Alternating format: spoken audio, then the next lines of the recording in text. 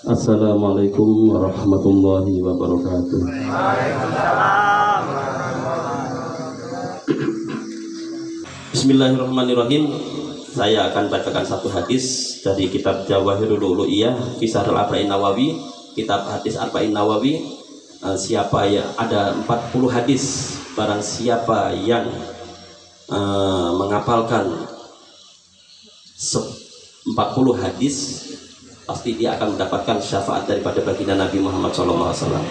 Dan alhamdulillah hadis ini dihafalkan di pondok kami. Mudah-mudahan anak-anak kami hafal semua hadis ini dan bisa lebih, sehingga kelak bisa mendapatkan syafaat baginda Nabi Muhammad SAW. Al hadisul awal, hadis yang pertama. An Amiril Mukminin Abi Hafiz Umar bin Khattab radhiyallahu ta'ala anhu qala sami'tu Rasulullah sallallahu alaihi wasallam yaqul innamal a'malu binniyat wa innamal likulli imri'in ma nawa faman kanat hijratuhu ila Allah wa rasulihi fa hijratuhu ila Allah wa rasulihi wa man kanat hijratuhu lidunya yusibuha aw imra'atin yankihuha fa hijratuhu ila ma hajara ilaihi. Diriwayatkan dari Amir Mukminin Sayyidina Abil Hafiz Sayyidina Umar bin Khattab radhiyallahu ta'ala anhu, beliau berkata, aku mendengar baginda Nabi Muhammad SAW bersabda, sesungguhnya amal-amal itu binniat, tergantung niatnya. Wa inna malikul libri'in manawa, maka setiap orang itu tergantung apa yang dia niatkan. Barang siapa yang hijrahnya kepada Allah dan Rasulnya, siapa yang hijrah niatnya untuk Allah dan Rasulnya, maka dia akan mendapatkan pahala dari Allah dan Rasulnya. Fa hijratu ilallah wa rasulihi. Wa man kana hijratu lidunya yusibuha. Tapi barang siapa yang hijrah karena dunia, tujuan dunia yang ia kejar-kejar, yang dia inginkan, yang harapkan, artinya juga, atau tujuan hijrahnya karena perempuan yang ia ingin nikahi, maka hijrahnya apa yang ia niatkan. Hadis ini diriwayatkan oleh Imam Bukhari dan Muslim. Bismillahirrahmanirrahim. An Amirul Mukminin Abi Hafiz Umar bin Khattab. Hadis ini diriwayatkan oleh Amirul Mukminin, pemimpinnya orang-orang yang bermukmin. Dulu sejak Nabi meninggal, kemudian diganti Sayyidina Abu Bakar. Sayyidina Abu Bakar itu disebut Khalifah Rasulullah SAW. Maka ketika Sayyidina Umar menjabat Khalifah, maka penyebutannya berganti. Penyebutnya berganti menjadi Amirul Mukminin.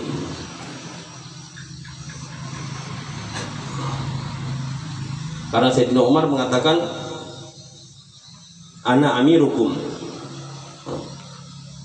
ayuhan nas antumul mu'minun wa ana amirukum, fasumnya Amirul Mukminin. Karena Sayyidina Umar sendiri yang mengatakan, wahai, ketika khutbah, ketika setelah dipilih menjadi khalifah, dia mengatakan, wahai semua orang yang hadir, kalian adalah orang-orang yang beriman dan aku adalah pemimpin kalian, Amirul Mukminin. Aslinya itu disebut dengan Amirul Mukminin. Semua khalifah Rasulullah SAW itu disebut Amirul Mukminin. Abi Hafiz dikatakan Abi Hafiz ini lakop, julukan yang disemayamkan oleh baginda Nabi Muhammad SAW kepada Sayyidina Umar, karena perangainya Sayyidina Umar itu keras kayak singa.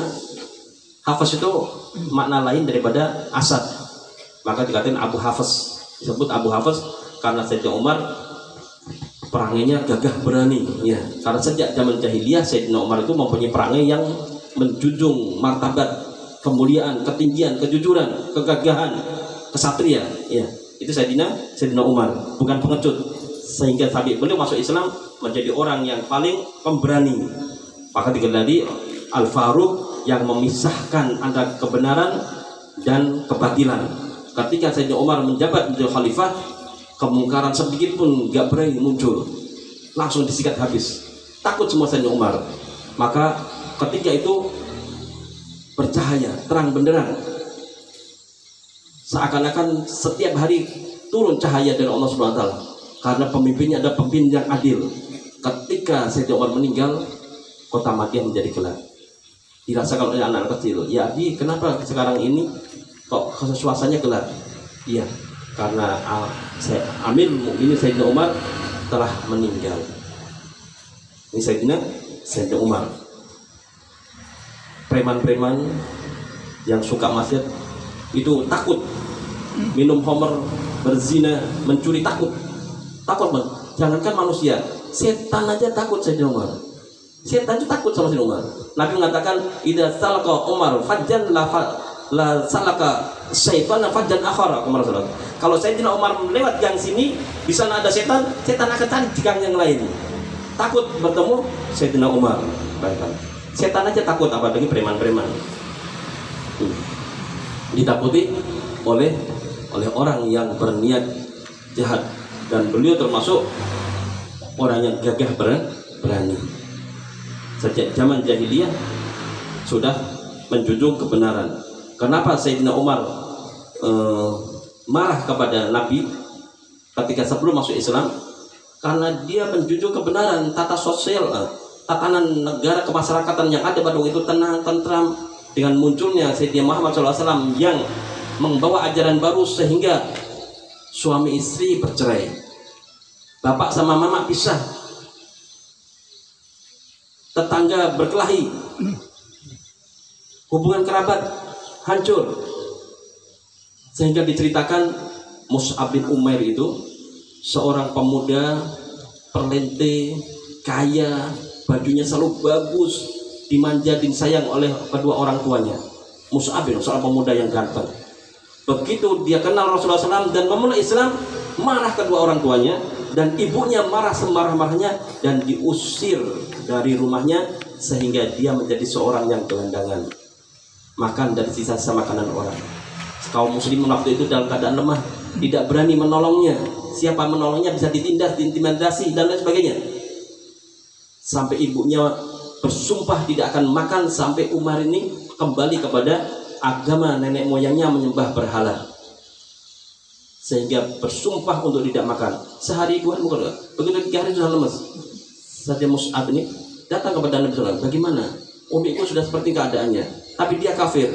Datang muasyarah sama kedua orang tua, walaupun kafir wajib kita memberikan kasih sayang kita.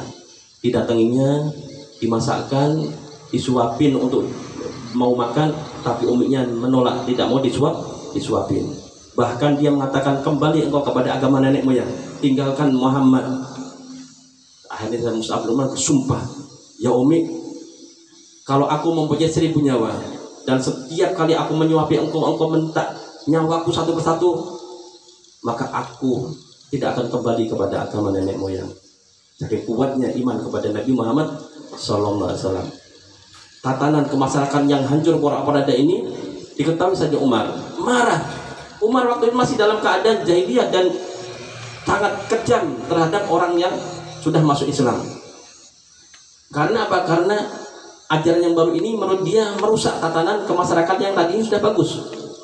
Maka marah dia, melihat kehancuran seperti itu, dihulusnya pedangnya dan lari sana lari kemari mencari aina Muhammad.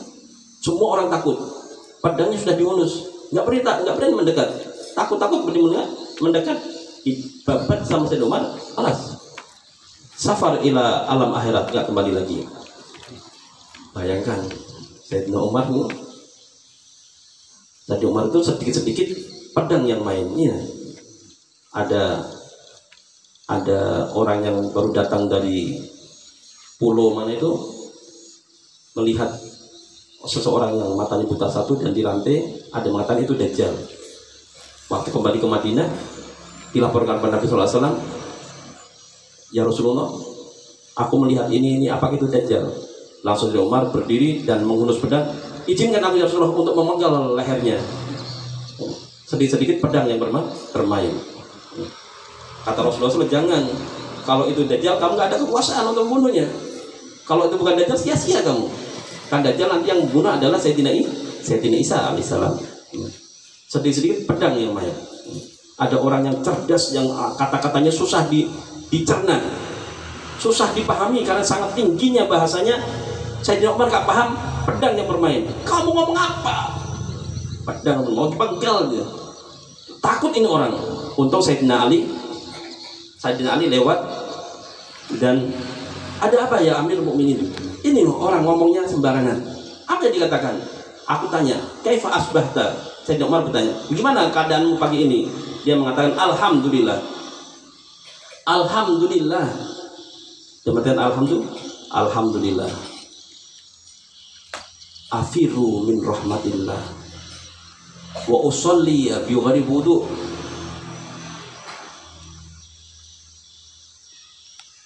Pertama, uhibbul fitnah. Alhamdulillah, uhibbul fitnah. Wa usolli wa afiru min rahmatillah wa usolli bi ghairi wudu. Pagi ini alhamdulillah, segala puji bagi Allah, aku cinta dengan fitnah.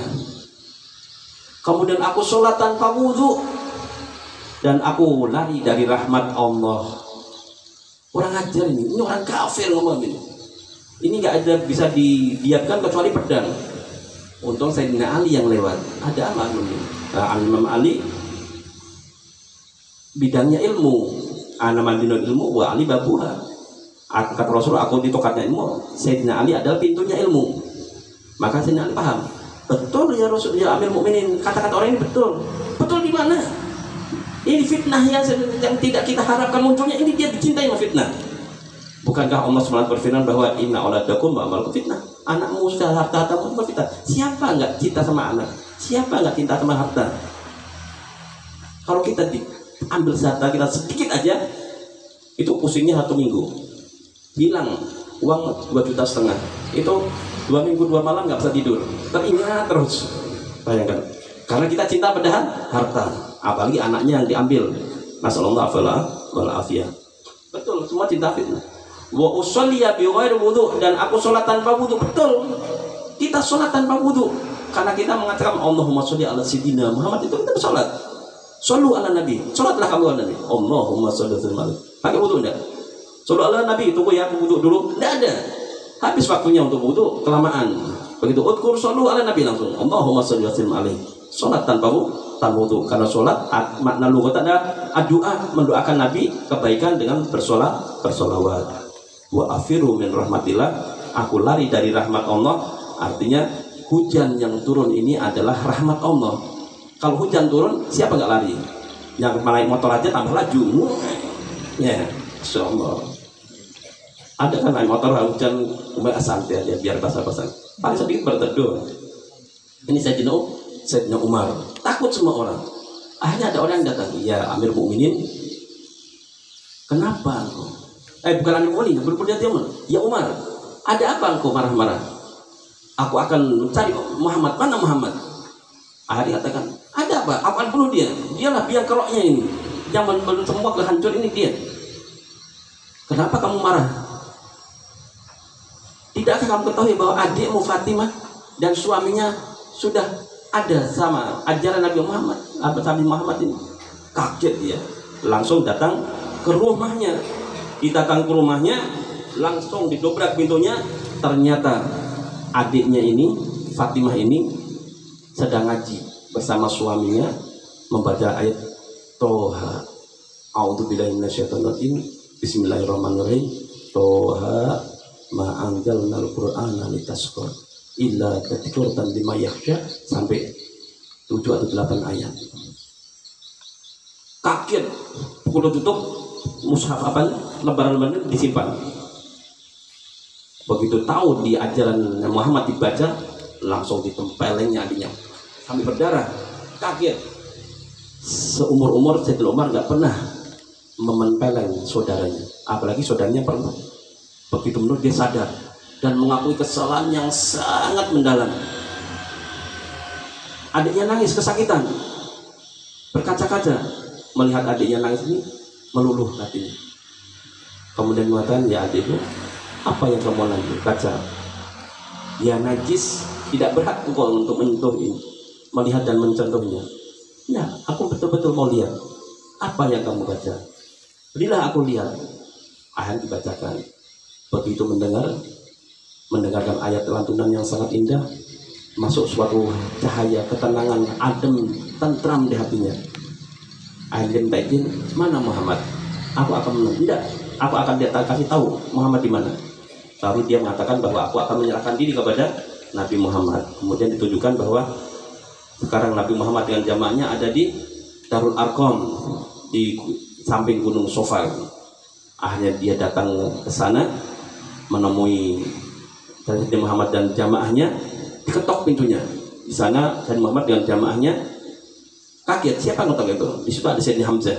Sayyidina Hamzah pamannya Nabi, seorang yang gagah berani dan takuti, juga ada di situ. Buka. Siapa, tanya di sana? Siapa di luar? Umar bin Khattab. Takut semua. Umar. Katanya buka. Sayyidina Hamzah nggak takut. Dibuka dan Sayyidina Umar maju menghadap Rasulullah SAW dan pedangnya ditaruh di hadapan Nabi Muhammad SAW. Di situ bersyahadat, beriman kepada Nabi Muhammad SAW, asyhadu an la ilaha illallah wa annaka Muhammadur Rasulullah. Kaum muslimin, Allahu Akbar, takbir semua karena merasa menang, merasa senang. Kaum muslim menjadi kuat berkat Sayyidina Umar ini masuk Islam. Sayyidina Hamzah masuk Islam sudah senang, apalagi ditambah dengan Sayyidina Umar. Ini berkat doanya Nabi Muhammad SAW mengatakan Allah ma'idul Islam bi ahdil umarain. Yang lain mengatakan Allah ma'idul Islam bi ahdir rajulain. yakni Umar bin Khattab dan Amr bin Hisham. Abu Jahal. Abu Jahal itu orang yang bengis, yang jahat, yang kejam terhadap kaum muslimin. Namanya Amr juga, Amr bin Hisham. Kalau itu nama Abu Jahal. Kalau Abu Lahab itu pamannya Nabi, sama abu-abunya tapi beda. Yang satu abu-abu pamannya Nabi, yang abu-abu satu ini adalah Abu Jahal. Di sini ada abu-abu juga.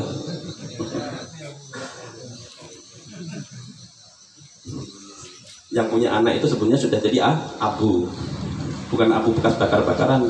Abu itu ayah. Kalau anak saya anaknya Ahmad, maka saya dipanggil Abu Ahmad. Namanya ini kunyahnya. Kunyah itu selakop yang di depannya ada abu atau Anak yang pertama itu yang dilakopi. Kalau Sayyidina Muhammad Abdul Qasim, karena anak pertama adalah Qasim. Ya. Akhirnya yang masuk Islam adalah Sayyidina Umar. Kalau Umar, ada apa kalian takut? Sekarang kita keluar. Akhirnya mereka kalau mau ke Masjidil Haram, mau tawaf, mau beribadah, berbaris, dua sof maju. Yang depan Sayyidina Umar, yang belakang Sayyidina Hamzah. Itu kaum muslimin semuanya nggak berani berkutik karena yang membecengi orang-orang hebat, orang-orang pemberani, orang-orang yang gagah. Sayyidina Umar gagah berani sejak bila dalam keadaan jahiliyah atau Islam. Dan bohong yang mengatakan Sayyidina Umar itu kejahatannya mengubur anaknya perempuan hidup-hidup. Bohong ya, bohong. Kalau Sayyidina Umar mengubur putrinya hidup-hidup, yang kita dapatkan di sejarah manapun kecuali di kitab-kitab bukunya orang Syiah yang benci kepada sahabat. Tapi Sayyidina Umar mana buktinya? Karena anaknya Sayyidina Umar, Abdullah, Abdurrahman, Hafsah, Ubaidillah. Hafsah ini perempuan satu-satunya. Dan Hafsah ini dinikahi Nabi Muhammad SAW. Dan yang dikubur siapa? Kok anaknya perempuan satu? Kemudian anak yang lain perempuan itu lahir setelah Sayyidina Umar masuk Islam. Lah kalau anaknya perempuan satu dan itu Amir Ummahatul Mukminin, terus yang dikubur siapa? Itu cerita memang kaum jahiliyah. Kalau dikabari anak perempuan, dia sedih karena mengatakan perempuan itu bikin aib. Bikin aib. Idza busyira bil unsa muswaddan wajhuhu wa huwa kadim. Kalau dia kabar, kamu baru punya anak, ini saya mau melahirkan anaknya perempuan.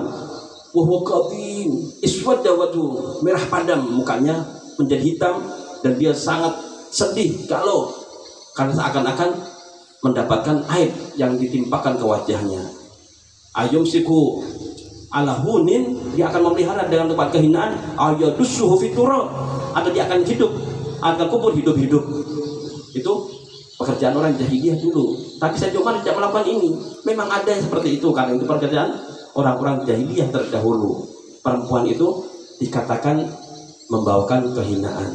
Tapi lihat, Islam datang dan diangkat kaum wanita yang tadi zaman jahiliyah dikubur hidup-hidup. Ketika Islam datang, dihormati. Dulu ketika jahiliyah, perempuan ada yang satu perempuan suaminya 9, 10, 11, 15. Iya, ada itu. Perempuannya satu, suaminya banyak. Kalau punya anak, oh ini anaknya situ, enak aja. Tinggal nunduk, tunjuk-tunjuk aja. Oh ini kupingnya ada bengoknya sedikit, punya itu. Oh ini hidungnya merong ke kiri. Apa katanya umiknya? Dihinakan dan dihinakan. Zaman Yahudi itu perempuan kalau head dihantam. Kaum Nasrani yang menghantam orang Nasraninya. Kalau Yahudi dibuang ke kandang babi, taruh di belakang, nggak boleh campur orang yang bersih. Nasrani dihantam habis-habisan. Kalau nggak salah atau kebalikannya, dihinakan loh. Tapi lihat, ketika Islam datang, dihormati. Nisa ukum harsul lakum fa'tu harsakum anasitum. Didatangi di belakang nggak boleh, dihormati. Yas'aluna kalimahit kul huwa ada fa'til nisal fil mahdi hatta yatuna fa intatuhana fa'tuna min haitsu amarkumullah. Waktu haid itu perempuan itu kotor itu, tapi jangan dibuang di belakang atau dihormati, tapi tetap kamu hormati sebagaimana biasanya, tapi jangan didatangi. Dihormati, diangkat derajatnya perempuan ini. Yang tadinya dihinakan, dikawin orang banyak rame-rame, dibuang dan sebagainya, dihinakan pokok, dibunuh, dikubur hidup-hidup. Tapi Islam datang, al-jannatu tahta aqdamil ummahat. Surga itu di bawah kakinya orang perempuan. Dihormati, Pak. Gembira enggak perempuan ini? Harusnya senang. Terima kasih dengan Islam. Tapi kita ada fangkihu ma tawbalakum minna nisai masna marah-marah. Tadi dihormati boleh nikahlah kamu 1 2 3 4 marah-marah. Mana tuh? Yang kemarin dihormati hilang, seakan-akan penghormatan tidak ada. Enggak ya, tapi itu sudah memang hilkohnya perempuan, bukan dia itu seke atau memang pinginnya nggak berbagi ya, mau dimiliki sendiri. Itu sudah hal wajar biasa semua itu. Tapi kalau berbagi alangkah indahnya. sorry.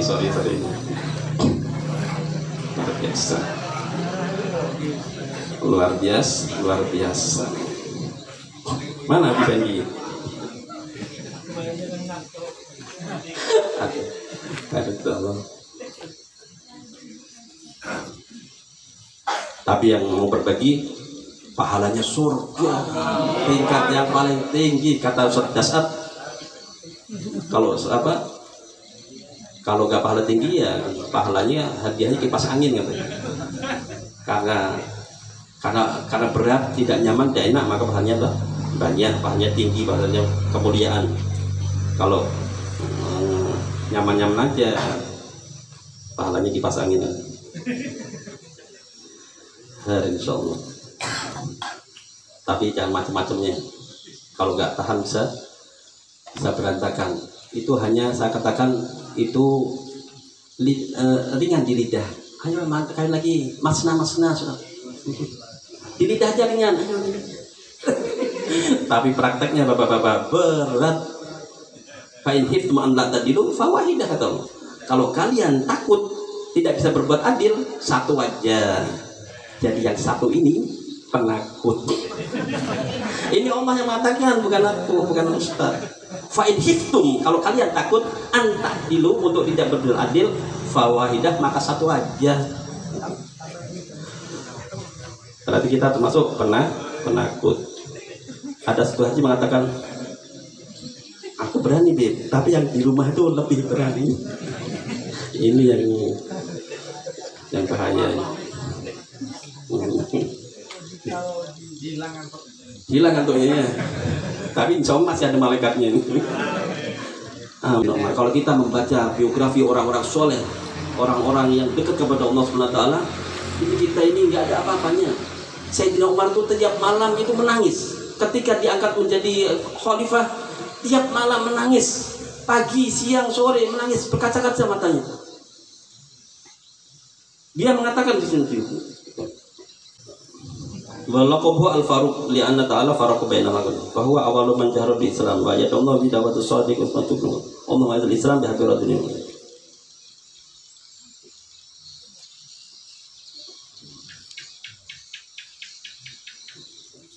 Nah ini dua kana yabki lailan wa naharon.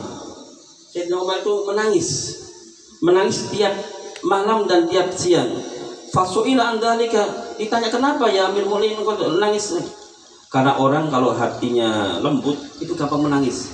Hati lembut itu karena apa? Karena yang pernah bersih, karena cinta kepada sesuatu yang baik, karena cinta kepada Nabi Muhammad SAW, karena cinta kepada Allah Subhanahu Wa Taala, karena merasa dirinya itu banyak dosanya, karena merasa dirinya itu gaji ukul syekh hak min hakillah wa bin nas, sembrono di dalam menjalankan haknya Allah dan haknya manusia. Itu selalu berkata-kata, selalu tawadhu dia. Pasti hatinya lembut ini dia selalu berkata-kata. Nah Sayyidina Umar seperti itu. Pak, kenapa engkau nangis? Engkau berkata-kata terus mengalir air matamu. Beliau menjawab, qad wulitu amron in aqdilu uhasib. Sungguh aku telah dibebankan kepadaku suatu perkara. Kalau aku perkara ini terhadap perkara ini aku bisa berbuat adil, uhasibu, aku akan dihisab. Padahal waktu dihisab itu di padang mahsyar, matahari yang sangat dekat dan bawahnya sangat panas. Semakin banyak urusan, semakin lama dihisab. Aku berbuat adil akan lama dihisab. Wa in adlamu wa in udlimu wa in udlim wa akib. Kalau aku berbuat zalim, maka aku akan disiksa. Wa in nimtu naharan adatu ra'iyya. Kalau aku tidur siang, aku menyanyiakan hak-haknya rakyat. Tapi lihat pejabat sekarang di dewan aja tidur dia, rapatnya tidur. Orang kantor jam 12 sudah off, alasan ke masjid. Habis ke masjid ke restoran, makan ke warung. Habis ke warung rokaan tidur. Start 3 baru masuk kantor, siap-siap untuk tutup. Lihat, ini Sayyidina Umar takut yang seperti itu. Kalau aku tidur siang, menyanyiakan haknya rakyat. Dan berapa banyak pejabat kita yang tidur siang? Sudah tidur siang, ada liburnya lagi, seminggu 2 kali. Sayyidina Umar nggak ada liburnya. Bahkan malam pun bekerja. Ketika Sayyidina Umar mengurusi urusan negara di malam hari dengan lampu api apa namanya? Pelita. Apa namanya? Termo kan? Nggak apa di sini namanya apa? Kemudian dan tamu yang datang, silahkan masuk. Begitu masuk tanya, ini urusan negara, urusan apa kami pribadi yang Mu'minin. Matikan. Loh kenapa dimatikan? Gelap kita bisa lihat-lihatan. Karena ini lampu ini punya negara. Ada seperti itu. Sekarang ada. Bahkan plat merah pun jangan kemana-mana. Dipakai kemana-mana plat merah. Tidak mau rugi ya. Tidak mau rugi. Kalau pergi pakai plat hitam pribadi, beli bensinnya pasang plat merah. Selesai beli bensin, lepas plat merahnya. Biar dapat nota. Ada gantinya. Bayangkan ini orang-orang dahulu seperti Amir Mu'minin. Wa inim tulailan adatu nafsi. Kalau aku tidur malam, aku menyanyiakan diriku yang seharusnya aku bisa bangun malam menghadap Allah Subhanahu wa taala, tahajud kepada Allah Subhanahu wa taala, munajat kepada Allah taala, mengeluarkan semua unek-unek dan keluh kesah kepada Allah Subhanahu wa taala, beribadah kepada Allah Subhanahu wa taala, menyembah, baca Al-Qur'an kepada Allah. Hilang. Itu adalah hakku. Aku menyanyiakan hakku. Yang jiwa ini perlu disirami dengan rohaniyah, nafahat dari Allah Subhanahu wa taala. Tapi aku tidak bisa kalau aku tidur untuk menunaikan hak-hak diriku. Dan berapa banyak kita tiap malam tidur tidak bangun kecuali setengah 6, setengah 7, bahkan setengah 8 baru bangun. Nah, seperti apa kita ini? Untuk dikiaskan kepada Sayyidina Umar sangat jauh. Kita nggak ada apa-apanya. Jadi Jadi begitu kita bisa membaca sejarah orang-orang soleh yang terdahulu, maka akan menjadi kuat kita punya iman. Kita membaca biografi orang yang soleh, kita ada satu pijakan yang kita ikuti, ada satu langkah demi langkah yang bisa kita ikuti. Kalau kita tidak mengetahui sirah sejarah mereka, kepada siapa akan kita ikuti? Apa kita akan lepaskan keturunan kita, anak-anak kita, gadis-gadis kita, pemuda-pemuda? Terserah kamu ikuti siapa. Artis asik Korea yang akan diikuti, TikTok yang diikuti. Ini fitnah, dan kita akan tutup mata. Itu kan perkembangan anak muda zaman sekarang. Bukan, ini bukan perkembangan. Bahkan ketika kota Tarim itu jalan-jalan di aspal, dulu kota Tarim itu dari Siwon kemanapun jalanan nggak di aspal. Jadi kalau kesana, ini masih bagus jalanan dari Samarinda ke Kota Bangun. Itu di Tarim dulu jalan bukan aspal, batu. Sudah itu berdebu lagi. Dan itu sulaha Tarim, orang-orang soleh merasa senang, gembira. Karena begitu dispilit di aspal, di Tarim itu banyak peninggalan yang bersejarah dari orang-orang soleh terdahulu. Istana-istana, kerajaan-kerajaan yang unik-unik. Begitu di aspal, transportasi mudah dijangkau sehingga banyak para wisatawan yang datang. Apa kata Habib Hasan bin Abdul bin Umar Asyadiri, mudir pengasuh dari Pondok Ribat Tarim, Allah Yarham, dia mengatakan, taksib anna hadi kullaha taqaddumu Tarim, la bal hada inhitadu Tarim. Dengan adanya aspal-aspal ini kau katakan Tarim itu mendapatkan kemajuan? Enggak, ini bukan kemajuan, ini adalah kemunduran orang Tarim. Alhamdulillah, yafiru min rahmatillah, lari dari rahmat Allah.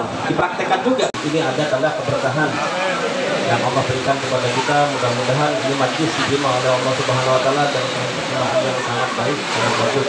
Dan kita berdoa semoga Allah Subhanahu wa taala selalu memberikan curahkan rahmat kepada kita. Rahmat, semoga Allah Subhanahu wa taala berkahi semua kehidupan kita, umur kita, anak-anak kita, keluarga kita, bersih kita, dan kita ditutup umur kita dengan husnul khatimah. Amin amin ya rabbal alamin. Allahumma fa'alna bima 'allamtana wa rizqna ilman yanfa'una. Allahumma hdina bihuda wa ja'alna mimman yusallimu wa la tuwallina wa la wa la taj'alna mimman khalafa 'abaka wa asab wa hasbunallahu wa ni'mal wakeel wa la hawla wa la quwwata illa billahil 'aliyyil 'azim. Wa sallallahu ala sayyidina wa maulana Muhammadin nabiyil ummi wa ala alihi wa sahbihi wa sallam walhamdulillahirabbil alamin. Mungkin ini yang saya sampaikan, lebih kurang saya mohon maaf. Assalamualaikum warahmatullahi wabarakatuh.